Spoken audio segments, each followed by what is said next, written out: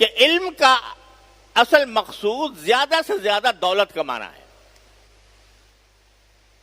جتنے تعلیمی ادارے اس وقت علاوہ ہمارے ان دینی مدارس کے جتنے تعلیمی ادارے دنیا بھر میں قائم ہیں، صرف ہمارے ملک میں نہیں دنیا بھر میں، وہاں تعلیم طلبہ حاصل کر رہے ہیں.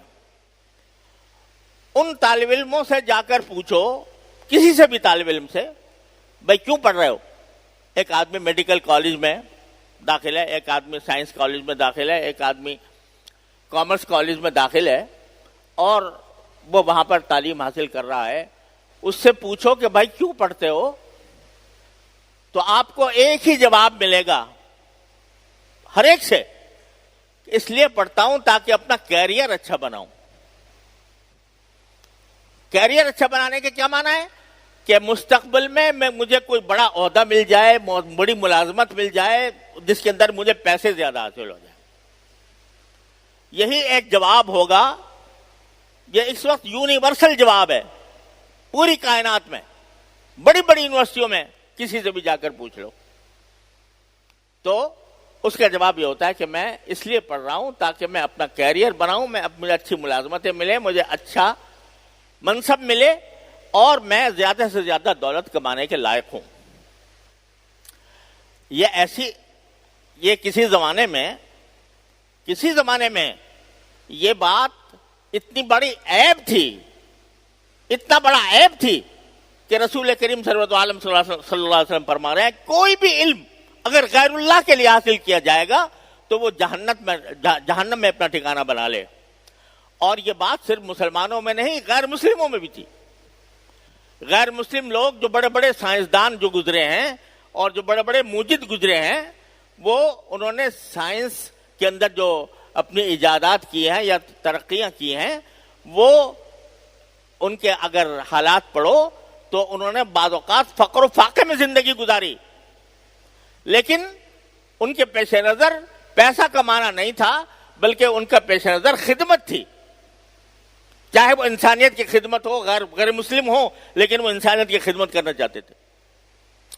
یہ کارل مارکس جس کی ساری دنیا میں سوشلزم کا نظریہ ساری دنیا میں پھیلا، تو وہ کتنا ہی غلط نظریہ تھا، کتنا ہی خراب نظریہ تھا، کتنا ہی باطل نظریہ تھا، لیکن اس نے جو علم حاصل کیا، معاشیات کا علم جو حاصل کیا، وہ اس طرح حاصل کیا کہ یہ فقر و فاقے کی زندگی گزاری ہے اس نے، اور چیتھڑے پہن کر اور باقی ماندہ روٹی کے ٹکڑے استعمال کر کے اس نے علم حاصل کیا، اور پھر کتاب لکھی.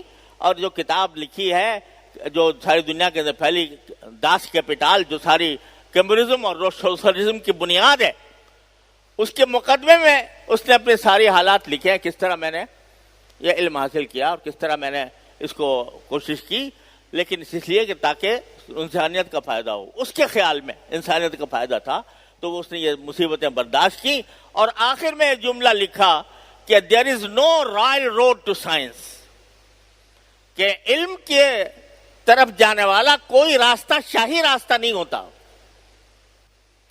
علم کی طرف جانے والا کوئی راستہ شاہی راستہ نہیں ہوتا. ایسا نہیں ہوتا کہ آپ کے لیے قالین بچھائے جائیں، سرخ قالین آپ کے استقبال کے لیے، اور پھر علم آ کر آپ کی گود میں پڑ جائے. کوئی راستہ شاہی. تو پہلے زمانے میں غیر مسلم بھی یہ بات عیب سمجھتے تھے کہ ہم اب علم دنیا کے لیے حاصل، اس کام کے لیے حاصل کریں کہ ہم پیسے زیادہ کمائیں، بلکہ ان کا مقصد خدمت ہوا کرتا تھا، چاہے مسلمان ہو یا غیر مسلم. لیکن آج یہ فیشن بن گیا، اور کوئی تعلیمی ادارہ، کالج، یونیورسٹی، کسی جگہ چلے جاؤ، مقصود اصلی صرف کیا ہے؟ پیسہ کمانا. جب پیسہ کمانا ہے تو اس میں اس سے کوئی بحث نہیں ہے کہ اس میرے علم کے ذریعے لوگوں کا فائدہ پہنچے، لوگوں کو کہ میں خدمت کروں، میں اپنے ملک کا مستقبل روشن کروں، اس طرف کوئی دھیان نہیں. لہذا اگر وہ تو ایک بکاؤ مال ہے، جب پیسے کے لیے کر رہا ہے تو بکاؤ مال ہے.